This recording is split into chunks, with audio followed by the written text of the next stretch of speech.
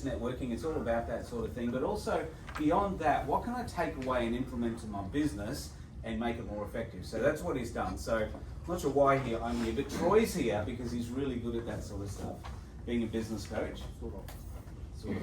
We're getting you to steer the path first. Great, thanks. The jungle maze here, you've got a machete.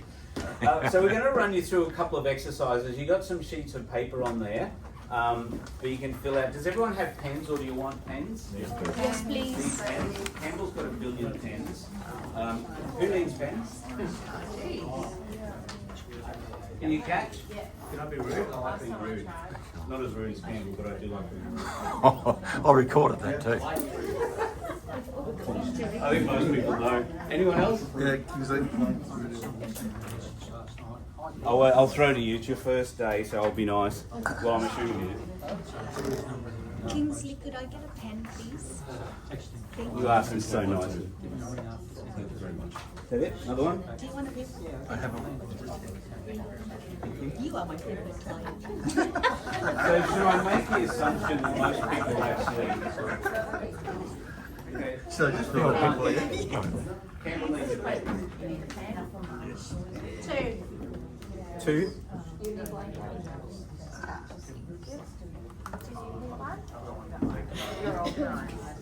All right, so you've got that sheet. So with that sheet, that's what you're going to fill out when Troy does his bit.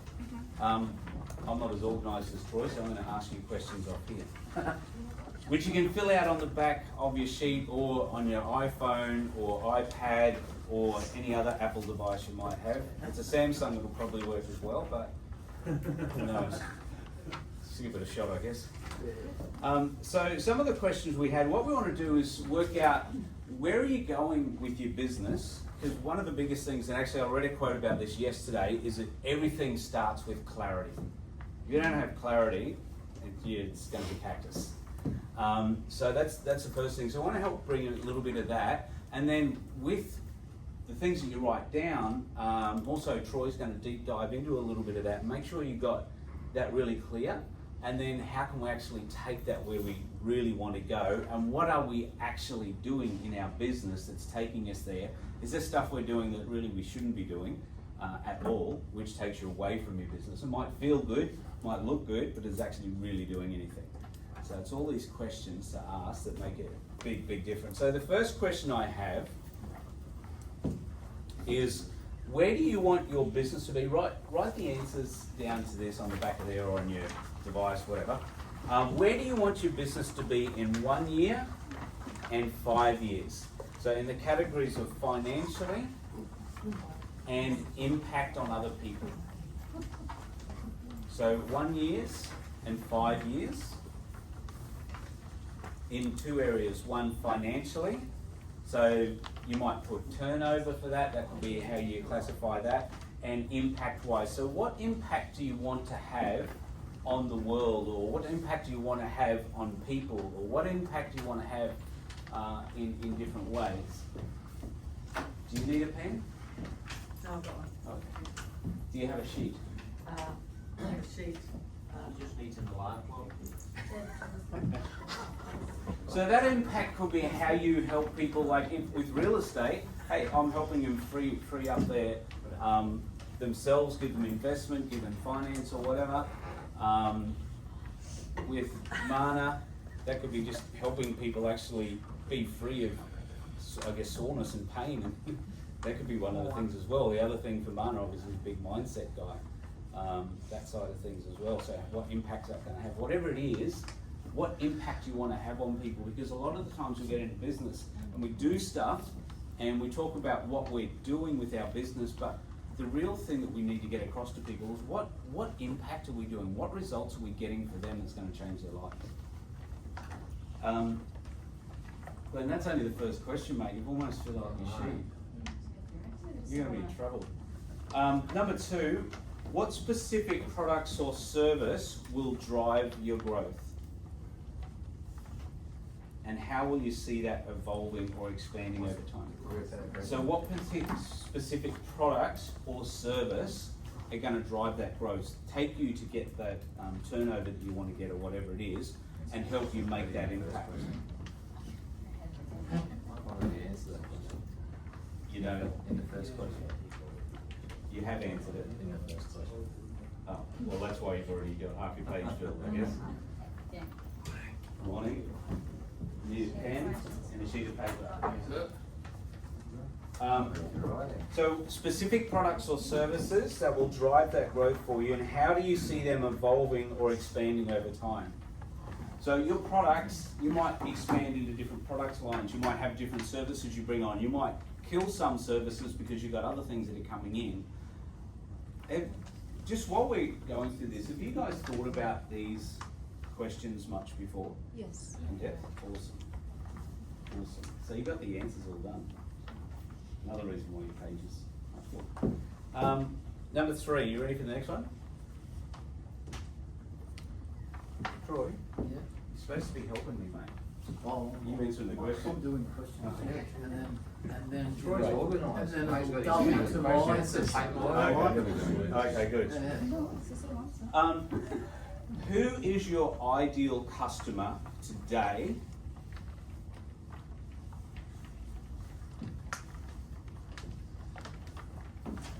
And then who is your ideal customer? Who do you want them to be in 5 years? Is it the same person, or is it going to change as your business evolves, expands, scales, or doesn't, or whatever? Is it going to be the same person now?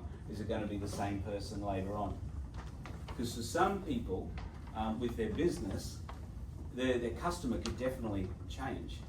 Like I know with Roz and Drew, they've evolved who their customers are as their business is evolving and expanding, and they're offering new services.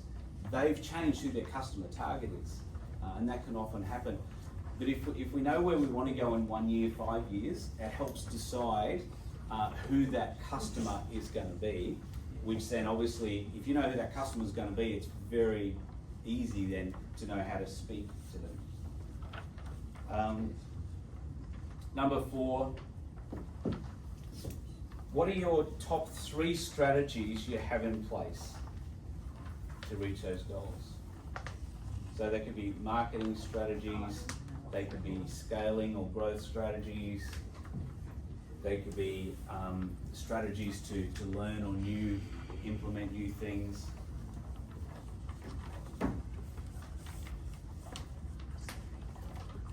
I'm doing a lot of writing, Troy, and I'm just up here talking. That's right, I'm writing with everyone else. You come tomorrow, Friday. Hey, Come tomorrow. always that, walk up the hill, maybe. Number 5. I'm talking in class, it's an example. Number 5, what systems or habits are you missing to make that habit happen? So, do you need to be studying regularly that you're not really doing? Do you need to be learning more about marketing maybe that's not really happening? Do you have maybe some physical or mental goals you need to implement to make sure you can actually get to the 5 years? Is there something else you need to put in place? Do you need to systemize your business to allow for that the scaling or the growth to happen?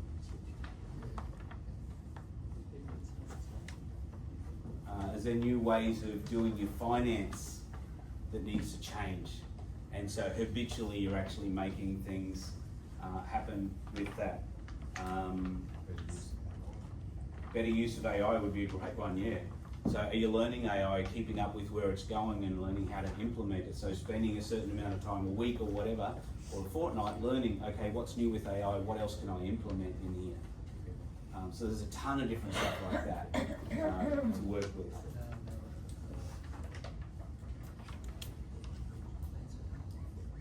This is a question I really love, and it's one we've just been talking about a little bit with some of the guys that I'm coaching and stuff.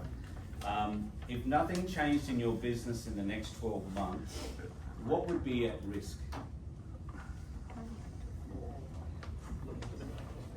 We should all have at least 1 or 2 answers for this one. So, and along with that, any redundancies you have in place, e.g., COVID happened. That stopped and changed a lot of things straight away.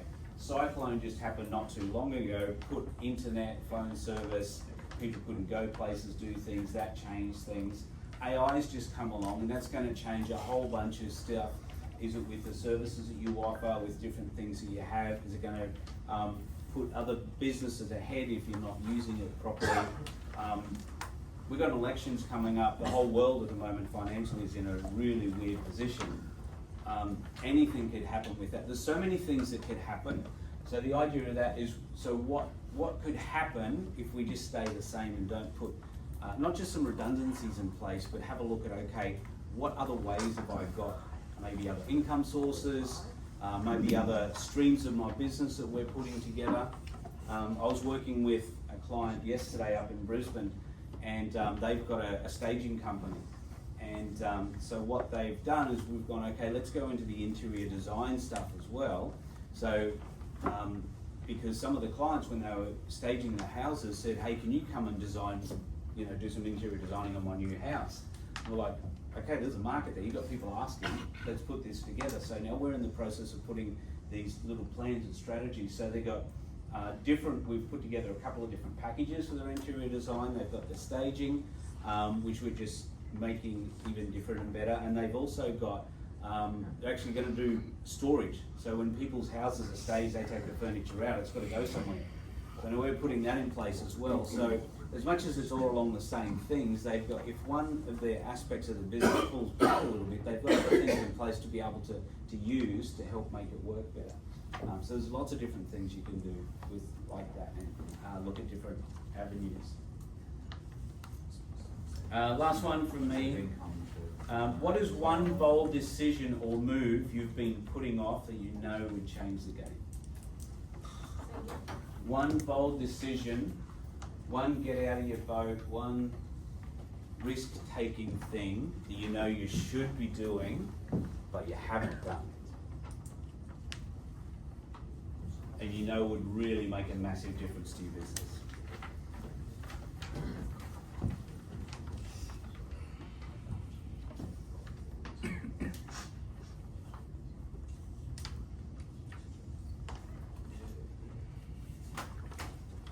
And the follow-on question to that is why not? But I'll leave that there and pass over to Troy. Well, now we're going into. I told you I'm going to take you so far, and then Troy's going to go down. But that was my question here: why haven't you done it? I know. I know. And it'd be interesting to know how many people are actually honest with themselves.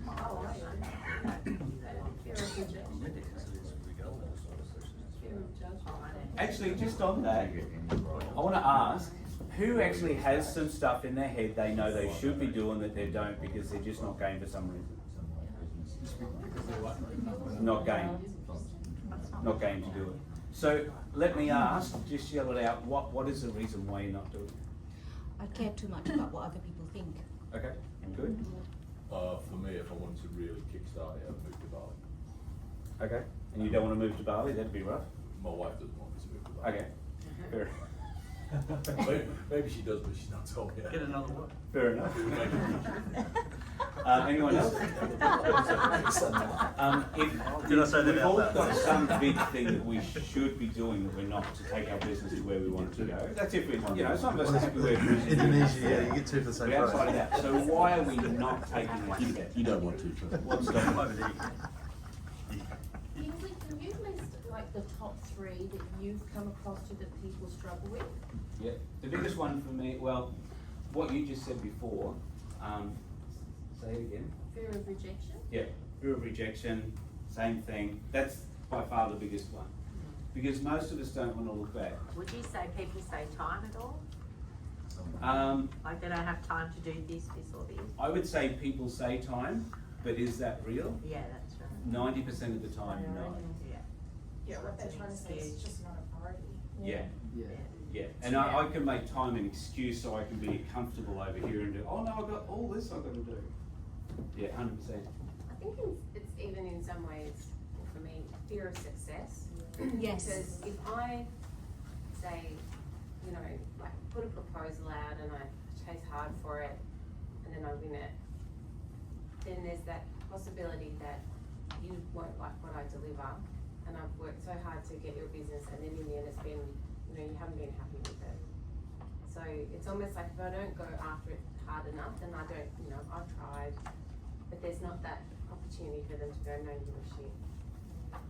So is that really a true success, or is that a fear of rejection again? Well, Yeah. it's probably a bit of both. Like it's that, you know, if I don't even get into that space where I possibly could, you know, it's like that old adage of putting your head above the firing line, you know, in the trenches. There's a possibility you're going to get shot. Yeah. So There is. yeah. So if I just like maybe put it up a little bit, and, you know, kind of, I've tried, but you know. And that's a really good point, because that's where most people live. And if you want to be normal and average, well, that's up to you. I don't want to be rude or disrespectful, but if you want to go, and it doesn't matter, like everyone's got their own life, and whatever you want that to be, it's completely up to you. But the reason I say that there is because I think there are people here who really want to make stuff happen, and you have to, sometimes you're going to get shot. You just are. You just got to accept, I'm going to go to the hospital, get this fixed up. In the meantime, I'll do a bit more planning about how to do that strategy a bit better next time. I think for me, and I can relate to what you're on about there, a lot of our success when we're coaching or helping people is relying on them being committed to making the changes that they need to make, and they might blame you, but actually they didn't do the work. So 100%, yeah, and it does, because I'm same Yeah. space, Yeah. and I've had that happen to me, and it's like you're banging your head on a wall really, really and hard. then you It's like I coach can someone only who do this for does, so long. and it's like, wow, Yeah. everything I do works. Exactly. Exactly, but that can't stop you doing what you got to do though, because you know there's always going to be that. It doesn't matter whatever business we're in, and the more you put yourself out there, the more mistakes you're going to have. A lot of the guys I listen to a podcast, they all just say, just fail faster. Fail forward. Yeah. Fairly intelligent. Nana, speak up, mate. You're good at this. You do this all the time. What's your secret? So how to just get out there and do stuff? Oh, I think you just gotta, like, not to be foo-foo and airy-fairy, but like have full belief in yourself and your confidence, and if other people aren't happy with that, then that's on them, not on you. And most of the times it's just other people projecting their bullshit onto you, and it's up to you whether you wanna take that in or not.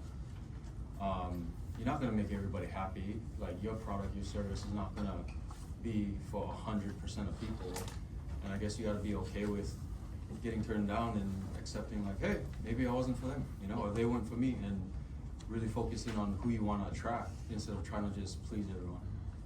Yeah, cool. Yeah, I think that, perfect. like, you gotta get like, you know, clear vision what success means to you, Yes, 100%. because I've seen most successful people, but then I've looked at their personal life, I've looked at other things and I'm bugger that.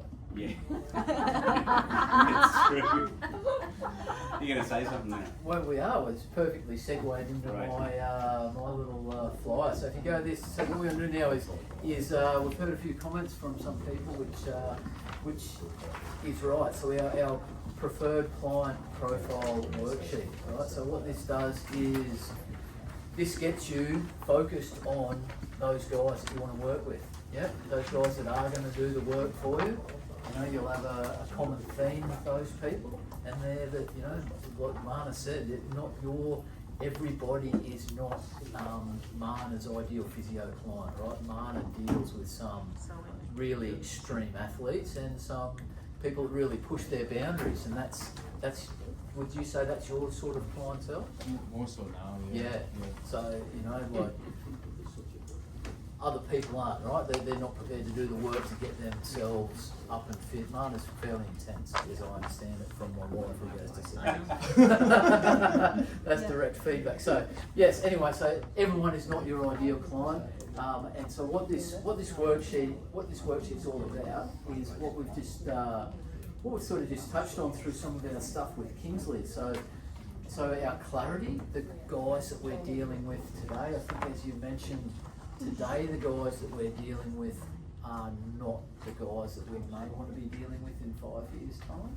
You know, you might be dealing with them at the moment, they're not your preferred client, but you're doing it because they're currently paying your bills and you want to shift them on and find other people. So a bit of clarity about who your actual target customer is, so it's going to help you, again, get success in whatever your business is. So if you go to that front worksheet, we've got sort of two columns there. One for who's got mainly business to consumer clients. Yeah.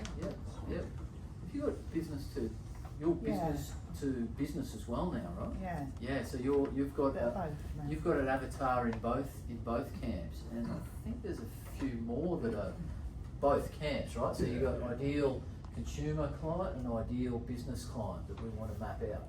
All right. So question time, since Kingsley likes his questions. Yeah, so ideally has anyone actually done a map that they currently use, that they've reviewed recently of their client? Perfect, so, we have, good. So, Easter just finished, new beginnings, all that sort of stuff. Almost end of financial year, you can review, 9-10 months worth of your sales data to find out who you're actually selling to.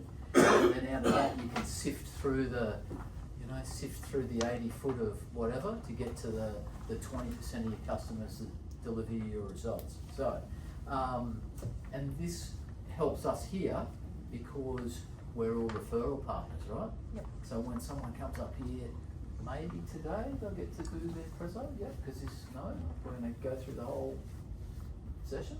Okay. We're only at 7:30. I know. All right. We can do other things than that as well too. Yeah. So it helps mould and clarify our message. So when our message is specific about a type of business or about a type of individual that we're after, that activates our RAS, our reticular activating system, so that we can get a picture of, majority of us think in pictures.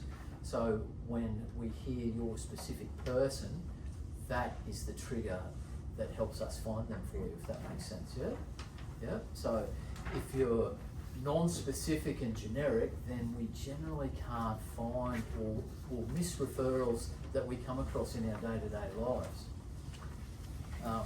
So, grab your sheet. These are only a sample of them. There's a sample there of the one that I threw down the bottom there of a life coach. So what she is after, what he was after women that are transitioning through life. They're divorced, widowed, etc. They're in their mid-40s plus. They're coming from an affluent suburb. They're currently employed, unhappy with their work or life situation, no kids, etc. An income of a certain level. They're after college graduates, homeowner, and for some reason they want that person to have a valid driver's license. So that was that particular person. That may be because they have to commute there, whatever. We're all different. We all have different targets. So that's a sample there for you. So our questions, when we start to delve into this about what makes our ideal client. So why are they a good match for you? For you and your business. So they have a house to sell. That makes them starting to tick a few boxes, can't it? Yes, we like that. Yes.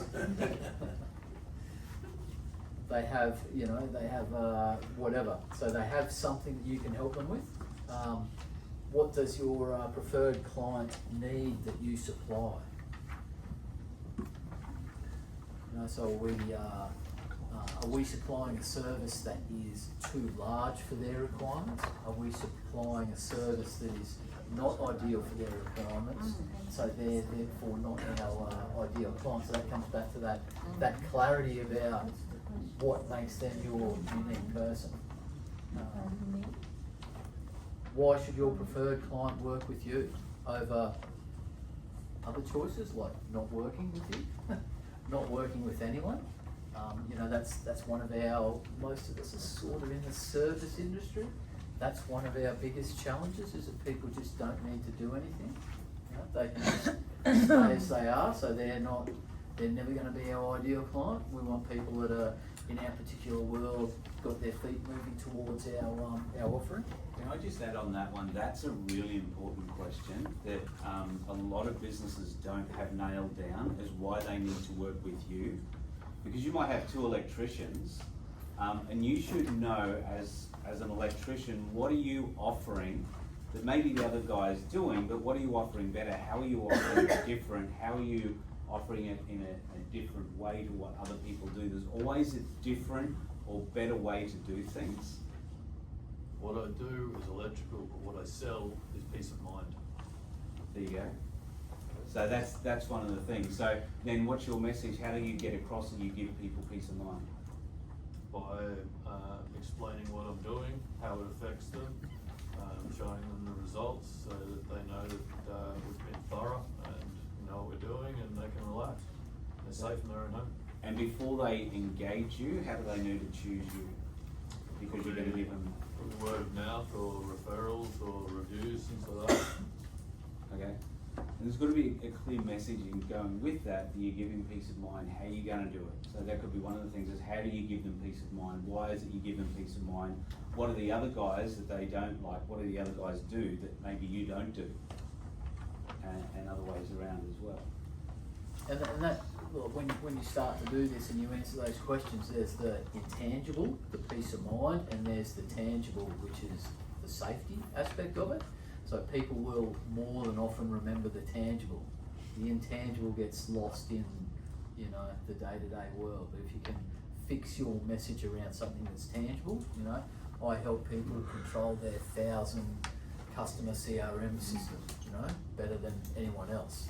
That's sort of a tangible as opposed to I keep people's customers organised. All right, what problems does the client have that you can solve better than any of your competitors? Is another question to consider.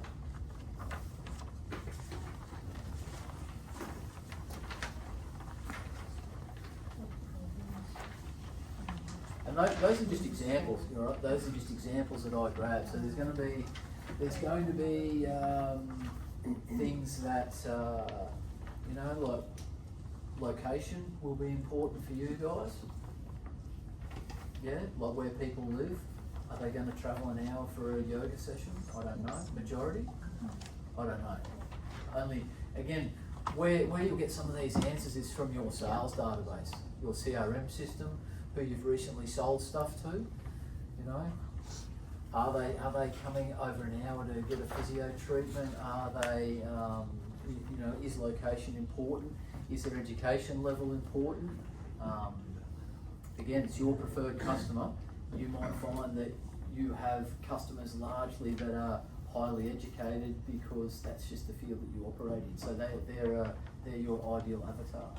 Does anyone here not have a digital CRM? No? Everyone's got a digital CRM? Yeah, I've got like a spreadsheet that tracks everything. Okay, that's one of the things I would suggest with marketing, having that digital CRM where you can see things, you can filter people, you can send stuff out to them in a good way on a regular basis, giving them good offers and stuff. Did you laugh at it in a good way? Yeah. Yeah, I know, we all get a lot of the bad stuff. Imagine what are you going to send out? That's bad. Oh, I get a lot of bad stuff sent to me.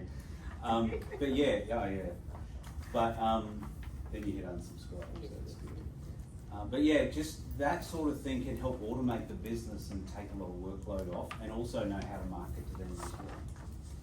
Yeah, and then but I would start off in your sales, where your sales are. Go through if you're struggling with this, jot those couple of questions down, or we can throw them up in the chat there for you when you do your thinking time this week.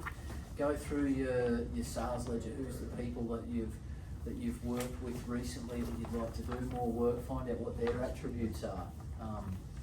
Any spreadsheet fanatics in the room can easily spreadsheet this stuff. Set up a little spreadsheet, go through your client, tick off what boxes that they match that fit your profile, and the more that you have ticks for is the more you guys you want to work with, the more the guys you want to find. When you find that, next week when you come here, craft some of that into your 30-second message so we know tangibly who you're looking for so that we can refer them to you. So that's that's the next step. Alright, we're done. We're done. We're done.